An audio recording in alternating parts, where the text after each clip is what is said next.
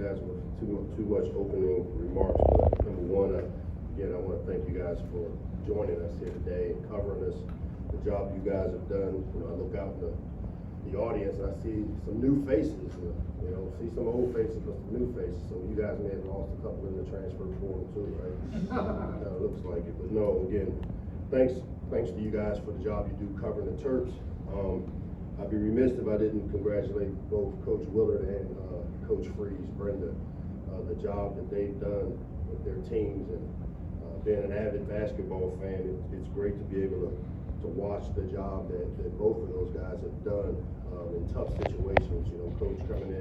Coach Willard coming in late, a new roster that he has to build up, very much similar to Brenda having to rebuild her roster, and to see the job they've done in March was tremendous for us to follow. So congrats to those guys. As always, spring ball is something for us as coaches that we enjoy. It's 15 opportunities to go out and develop our roster. We've got a lot of new faces. I think we had 18 new guys that showed up here in January, the end of January. First time in the Terp football family, and so for us it's an introductory to them as to how we do things Maryland football wise. And we get the opportunity to work hands-on, develop the fundamentals during this time of year. This is also kind of the time where we start to figure out roles. As we talk about, roles change daily, but this is where you start to figure it out as a coaching staff, as we implement our offense, our defense, and our special team schemes. We also get an opportunity to look at the guys within those schemes to see who has continued to improve, but also to see what we've been able to recruit. It's great. It's a great start to create competition. That's what spring's all about. For us to take the next step as a program, it's always about creating those competitive areas within each position, and we feel like we'll be able to do that. We've got practice 1 today. We're on a Tuesday, Thursday, Saturday format where we want to have a day in between each practice to make corrections, to watch film, to install. We weren't in a hurry, to get spring ball done. We wanted to make sure we used the time prior to the start of spring. If you look at us, we lost a lot of talent in the trenches. And so, Coach Davis and his staff has done a great job with the extra time that we got. It's about an extra week of being able to add mass, size to our interior players. And if you look at our team, I've been really pleased with the job that Coach Davis and his staff has done during our winter workout period. Excited about the new coaching staff. As I've said here before, with the new landscape of college football, we'll lose players, we'll lose coaches. The University of Maryland football program is one that's a developmental program, which means we bring in really talented players and coaches, and we try to develop them, and we create value for our program because of the time that these people spend in our program. And I can tell you, each player that's left here, as well as each coach that left here, has left a strong foundation for us to build upon. And what I've tried to do with the addition of the new coaches, as you can see, is we brought in some experience. We brought in coaches that have been head coaches, successful head coaches, won big games, been a part of big games. We brought in coaches that have received major accolades for the job they've done at different places, and I feel really good about the addition of Josh Gaddis, Jake Spavital, Latrell Scott, and Kevin Sumlin joining our football program. And to be able to attract coaches of their caliber really shows what people think about the Maryland football brand as we continue to move it forward. It's exciting times for the Terps. I heard something the other day about season tickets. I think within the first 2 days of season tickets, we sold over 1,000 in 2 days, and we've doubled the number of season tickets that we've sold compared to a year ago. And so, as I've sat here before and challenged our fans about them and helping us build this brand, I want to thank them. Thank you guys for the job that you're doing to support the vision that we have in terms of taking the next step of Maryland football. We've come a long way since December 18 when I took over. I think, as I've said before, the trajectory of our program is being shown, the way our players have performed the last 2 seasons. And I think, again, we still haven't scratched the surface of just how competitive we can be as a team. And I'm really looking forward to us taking an even bigger step this year, this spring, working with our players and coaches to put us in the best position to have success in the fall. And so with that, I guess I'll open it up to any questions.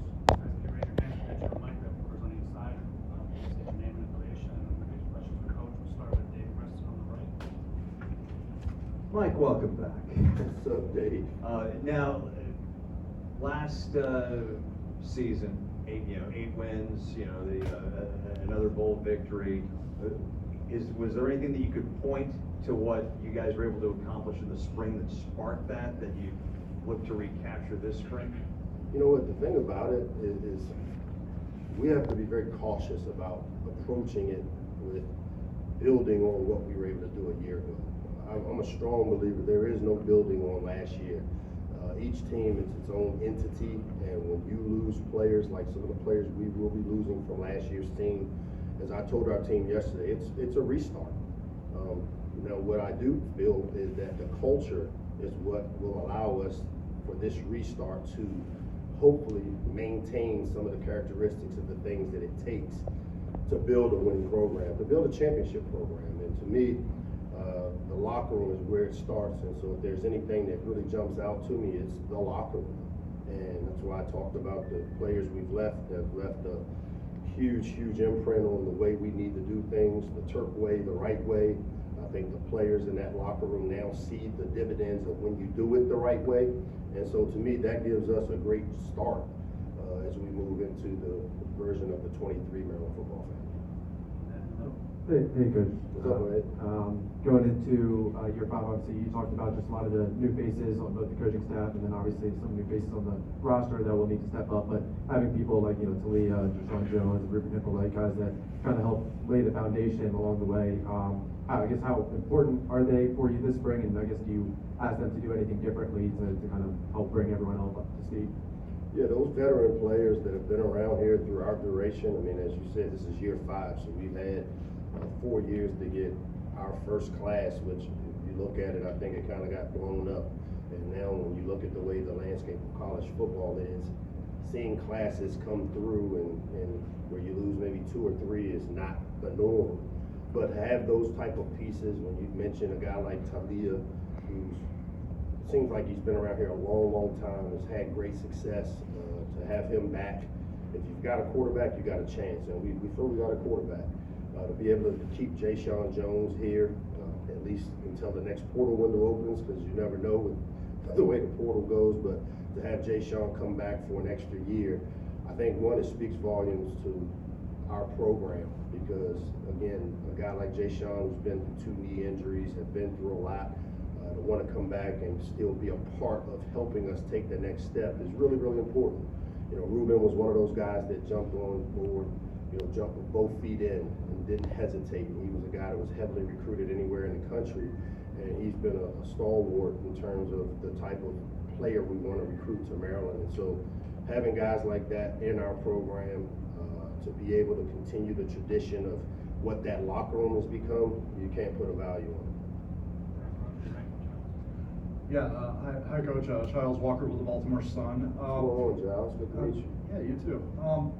You touched on this a little bit already, but you have a lot of talent. You had 7 guys at the combine. You have a lot of talented guys working out at the pro day tomorrow. Is watching that group walk out the door a test of kind of the trajectory of the program and the fundamental strength of the program? I think there's a little bit of both. Definitely a test of the program, because those guys, that was a lot of football having been played with those players.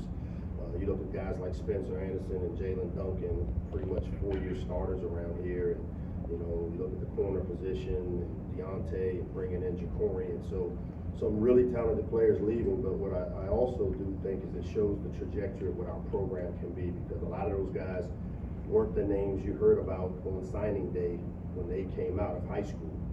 And it's a testament to the type of program that we're building here, with the development of our players, where you can come here, you can be developed by great coaches, great facilities, strong academics, and have an opportunity to live out your dreams. So it's a testament to not just our football program, but the University of Maryland and our athletics department in general, that you can take the type of players you'll see participate in our pro day tomorrow that maybe didn't come in with the accolades that you read about every single day in recruiting, but to see how they finish. And I think that's really a huge compliment to our program.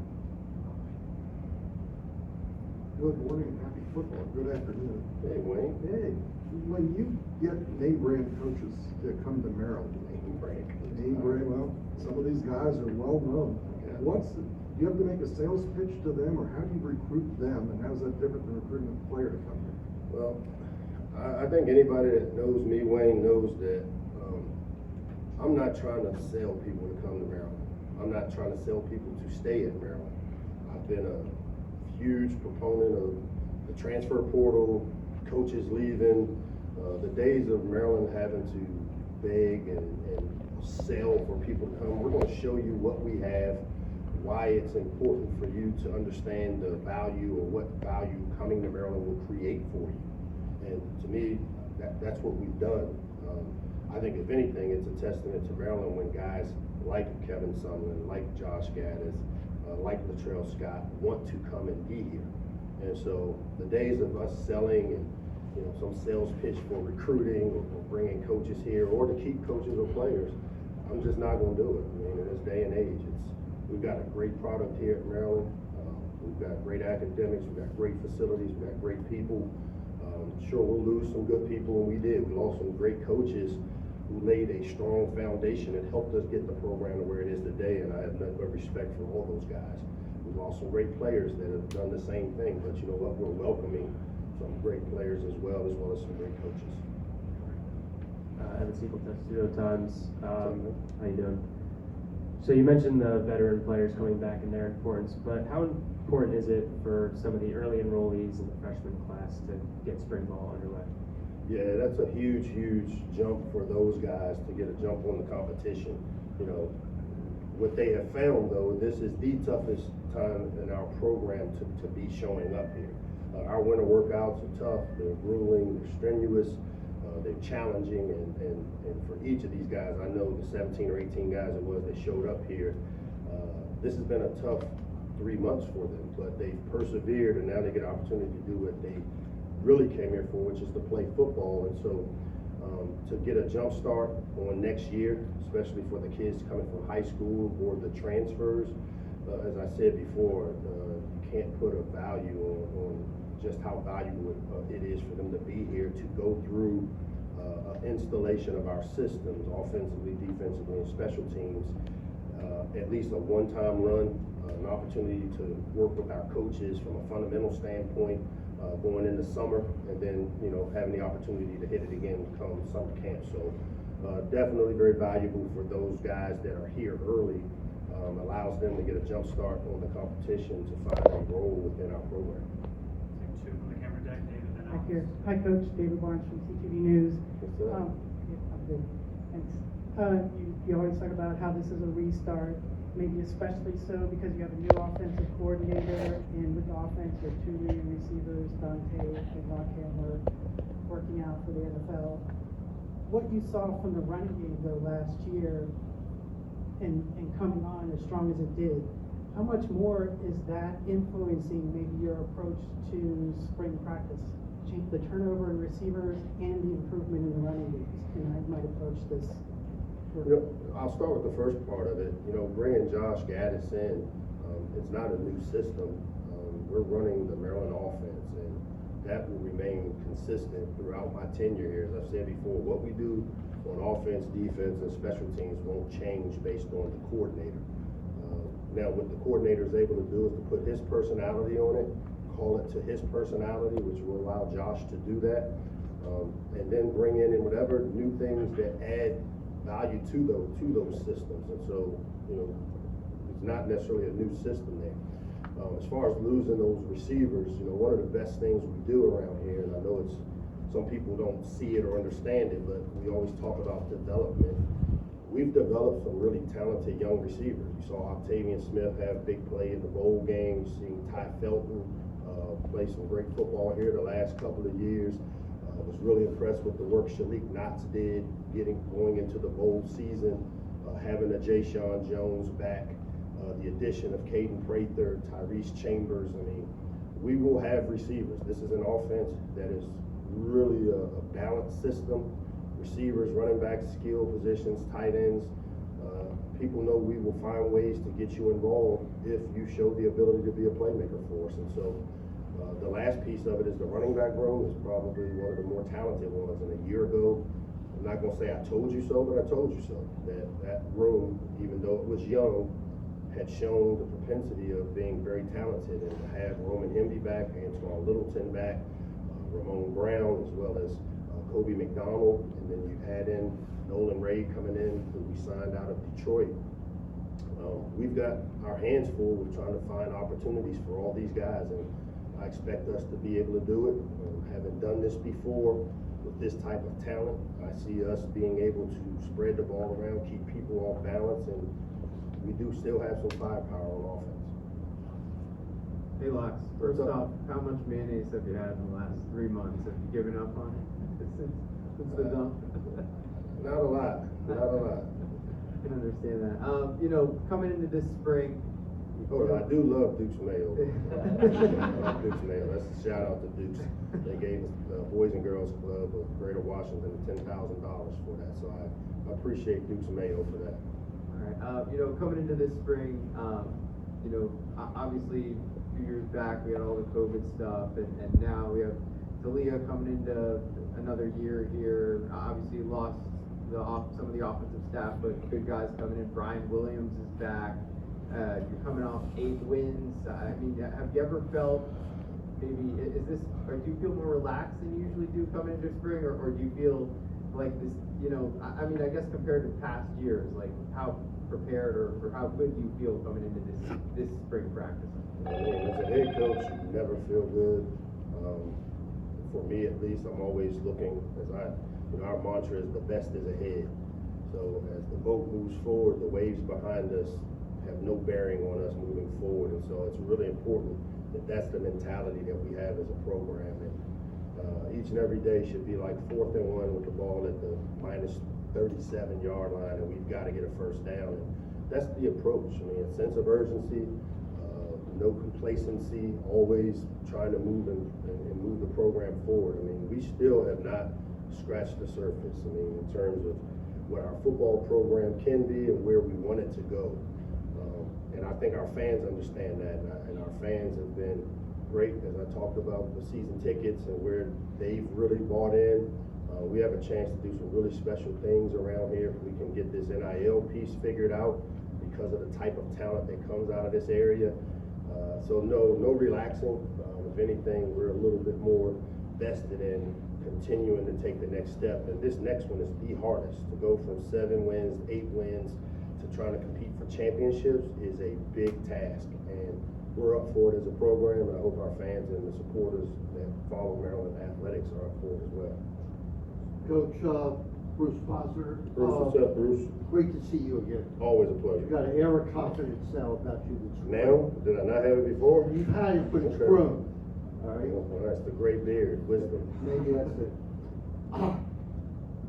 How are you satisfied with the growth of our collective and our NIL growth? How much time is that entailing your recruiting? And one quickie, competition committee after this next year. Any decisions on that, or any idea of what's going to happen when USC and UCLA come in? So we'll start with the first part. Am I happy with our collective? I'm happy with the way the foundation that was created to support football, the Best is Ahead Foundation, Jeff Leventhal, Dan Crowley, both running it, being loosely affiliated with Maryland football. I'm really happy with the way that thing is built, because it's built around the principles of you do something good to receive something. We've talked about it. It's a community service-based foundation, 501c3, where our players are able to benefit and make money by going to do great things in our surrounding communities, Baltimore, DC, this whole region. So really like the way that it's set up. I can tell you that it still takes all of us, and I've always said that, it's easy to challenge us to go out and win games. Well, now the challenge is on our supporters and our fans that if you want to win championships, here's your opportunity to partner with us to do that. And so, I like the direction it's headed. Still in its embryo stage, still kind of learning and feeling our way through with it. As far as the second part of it, Competition, with after USC, next year, yeah, I mean, we had our head coaches meetings out in Chicago. Obviously, in a year from now, USC, UCLA join our league, which is a great thing for our league. I think it makes us the best league in the country, really competitive. Still a lot of things to be worked out with that as well, and so I don't want to speak out of turn in terms of the direction of how things look moving forward, but I can tell you that I'm excited about the direction of the Big Ten and with the addition of those two teams and how things are moving forward. Mike, Talia's coming back for a fourth year. What does it mean to be able to develop a kid for 4 years within an offense? And what does that mean, I guess, residually for the offense to have a guy who's that experienced in the offense? It's a little unheard of in college athletics to see a 4-year starter, a guy that's had an opportunity to start 4 seasons in the same system, the same offense. And as with every part of our program, I would think you're going to continue to see him get better and better as we've seen him do each year here. And this is a huge year for him. He's a guy that I know has aspirations to play at the next level. Haven't seen a bunch of guys that have gone on to do that. There's no doubt in my mind that he has the ability to do it. Quarterbacks are judged by winning. And if you look at the impact that Talia Tagovailoa has had on our program since he's been here and what we've been able to accomplish, shows that he is a winner. Excited because of that experience, excited because, like I said before, one of the best quarterbacks in the country, having a chance to come back and then still have some really talented players around him for him to distribute the ball to. So it's a win-win for us having Talia back and with his experience, as well as having the type of players that we've been able to recruit for our system on that side of the ball that I think will, is one of the attractions that bring guys like Kevin Sumlin and Josh Gaddis here. Just a few more. Hey Coach, Ben Schroeder, WNBC Sports. Ben, what's up, man? How you doing? So you had to ask a lot of some of your young receivers last year, especially towards the end of the season, that bowl game. Ty Felton, Shalik Knotts, Octavian Smith, who caught the only touchdown in that bowl game. I mean, what do you think it meant to those guys for their development, playing some of the games like that, really big games, and just make plays for you guys down the stretch? And what do you expect from them moving forward in the next season? Yeah, I think the big thing is anybody that's been around here through how we prepare for bowl games understand that you're going to see a bunch of new faces, and that's why we kind of say that the bowl game is really the start of the next season for us. And so, it's great to see Octavian make that play in the bowl game, and it was a huge catch and a huge momentum play for us. But he's also a guy that played quite a few snaps throughout the course of the year. I think Punch Knotts is going to be one of the better receivers to ever play here based on the size, the talent, and his skill set. Ty Felton, he's not a young guy anymore. Ty played a lot as a true freshman, played even more a year ago, and I expect him to kind of take that role on now as being one of our go-to guys along with Jay Sean Jones. And so, as I've said before, receivers in this system usually have great success because of the type of system we run, because of the type of quarterback we have. So really excited to see how these guys continue to develop, but there's no doubt they're talented as much as any of the other receivers we've had to come through here. Last two, Kevin and Patrick. Hey Coach, good to see you again. Kevin, what's up? Good. You mentioned at the end of the regular season, the 2023 season was starting when you were getting ready for the bowl game. What's been your evaluation, your overall evaluation of what you've been able to accomplish over the past 3 months since we last talked to you? And what questions do you still need answered during spring ball? I'd say my overall evaluation is that with the addition of the new coaches that we brought in, there's a lot of experience. And, we had some talented young coaches and guys that were in their first time opportunities of being coaches, like Elijah Brooks, like Mike Miller, who hadn't necessarily been full-time coaches. Well, now to be able to replace them, especially with the job they did, with the foundation and the energy that they bring, to be able to bring in guys that have a lot of skin in the game in terms of big game, having to prepare for big games. You know, when you look at what took place in last season for us, Michigan, Ohio State, even Purdue, where those were some opportunities where play here, play there is a different ball game.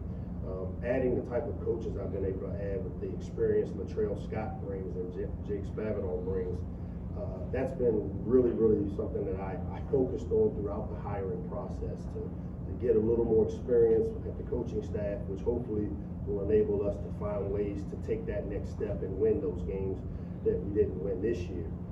As far as the continued need, I mean, we're always working and continuing to try to improve our roster, improve our program, improve our support staff, improve our schemes. And so, you know, when I talk about us being a developmental program, that's just when I talk about that.